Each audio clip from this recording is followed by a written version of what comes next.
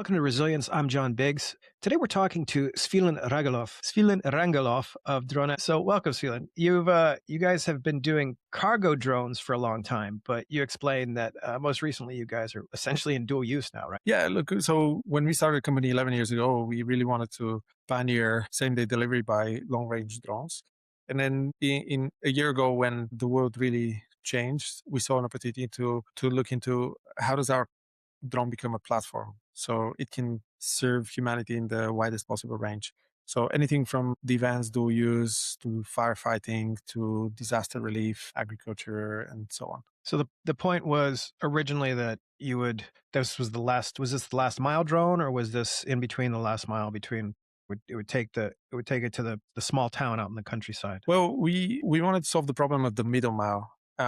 Once you get to that village or town or city, there's a lot of willing couriers to bring your package to the doorstep, and it's a huge source of employment. So we never really thought that drones were truly benefiting the last mile, except in certain situations. The vast majority of the world is actually punished by very long distances, and we wanted to solve that curse of the long distance. So our drone can carry 350 kilograms at a distance of 2,500 kilometers. So domestic, regional movements. We can cover all of Europe from a single warehouse, all of the 48 states in the US from a single warehouse. So that was really what we were trying to do. So that's interesting. That's an interesting idea. So the idea that you have one warehouse in Sofia, you guys are in Sofia, and you're able to send out this drone to drop off 1,000 packages in Germany, 1,000 packages in Poland, 1,000 packages in Czech Republic, right? Yeah, correct. We realized, nobody orders a ton anyway, or 10 tons or 100 tons.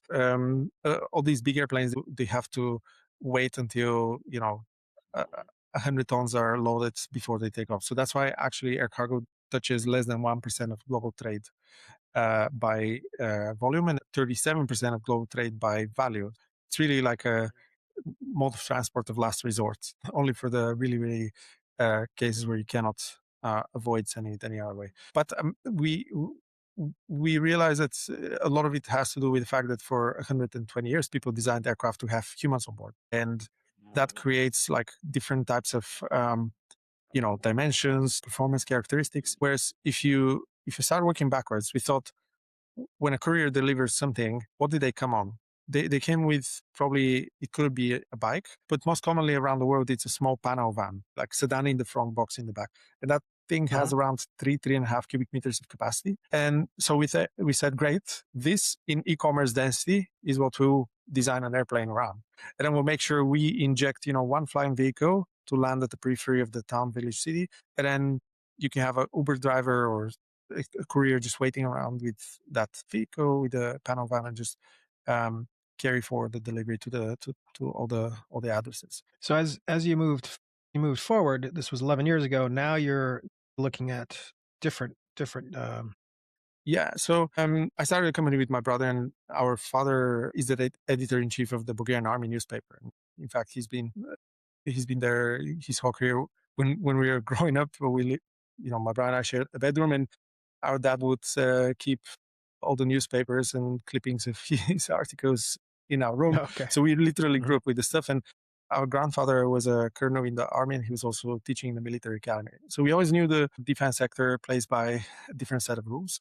And by the time we started the company, 2014, the market for these like medium altitude, long endurance drones was already captured. You had great platforms from the US, from Israel, and most recently from Turkey. So we felt, okay, we feel really passionate for cargo anyway, because we always had that chip on the shoulder for being brought up on the periphery of Eastern Europe, in Bulgaria, and having to wait for everything to come for a few extra days or pay more for some deliveries. We felt this was an unfair kind of like tax and for remoteness, and we wanted to do something about it. And we also knew that our platform, one day, if we can satisfy a cargo customer, which tends to be the most cost-conscious customer of all, then we can definitely later have our platform be adapted for other use cases, which tend to pay a lot more. And so really, when Europe last year decided to finally buy European technology as a priority, the safe instruments, no more than 35% can be outside of Europe and so on. we looked around and we saw we are the only company in Europe that has built a class 3 strategic size drone. No one really bothered to do that beyond like a single prototype. We have built now 4 aircraft. We're building in repeatable fashion. We're flying repeatedly and so on. So literally the only company in Europe you can come and buy a European drone of that size.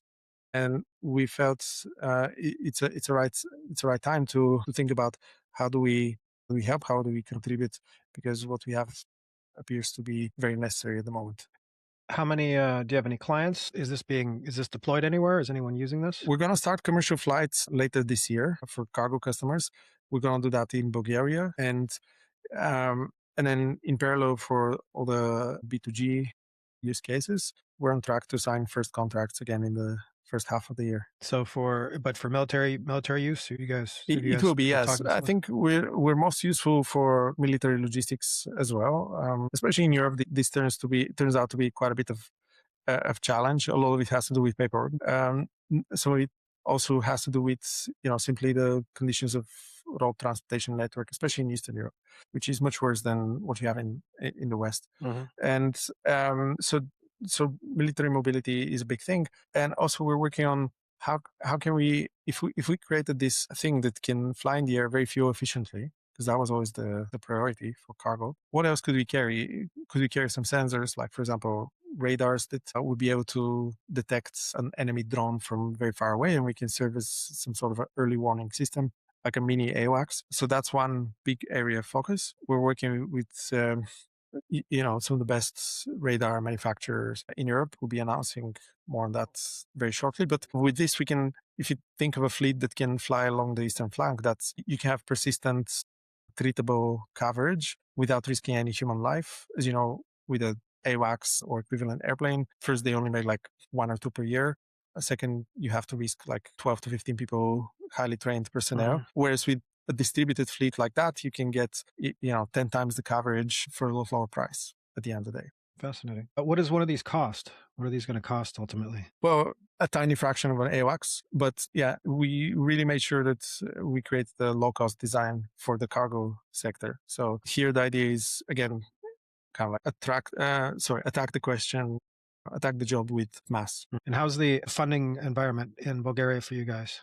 We we've been blessed with a lot of investors from Bulgaria, but also outside. We happened to build it in Bulgaria because we started with a very small investment 11 years ago. And we also wanted to do it here. It's been actually very positive recently, especially as not just Europe, but also US is looking to invest in European resilience and defense. Very cool. Alright, so we should send folks over to, Dronamics. What's next? What's happening in 2026 for you all? We're going to demonstrate a number of these capabilities for the non-cargo applications. And again, they include not just defense, but also like firefighting and other use cases. But on the cargo side, we're going to be launching commercial flights towards the middle of the year, which is very exciting because we'll be the first company to generate revenues from such kind of technology. We have a license. We're way ahead of the pack, and it's really, really exciting. What's the licensing, necessity for I guess you could say commercial use of this? Is anybody in, like, Bulgaria worried that it's not gonna work, or is it working out pretty well? No, it's working out. So the EU implemented regulations in 2019, and actually, it wasn't just the EU working on them.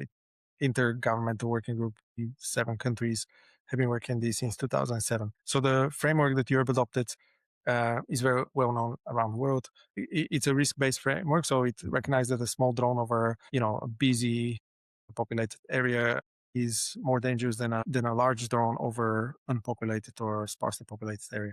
And so because our use case is so different than what's typical advanced air mobility, so we're not electric, we're not vertical takeoff, we're not like a flying taxi you can flag on the corner of the Mhm. street. We're actually connecting a periphery of one town to the periphery of another town. and we're serving route pairs, I mean, city pairs which are underserved, the air risk and the ground risk are both heavily reduced. And so that's been the path for our licensing. We know that Europe is also looking to further improve the conditions, especially again driven from the priorities for the defense readiness roadmap and wanting to have military mobility be one of the key priorities. All right, very cool. Well, Svilen, thank you for joining us. This has been cool, very very. Yeah, thanks for having me, John. I don't think I don't think I've ever seen a drone that can carry a bunch of packages and maybe a radar array, which is pretty cool. It truly is. I mean, you think about it, humans have been around for a long time, but we've been really harnessing the third dimension only very recently, and there's so much more to do. Harnessing the third dimension. All right, Svilen, thank you for joining us. Thanks, John. Thank you. All right, this has been Resilience. We'll see you next time.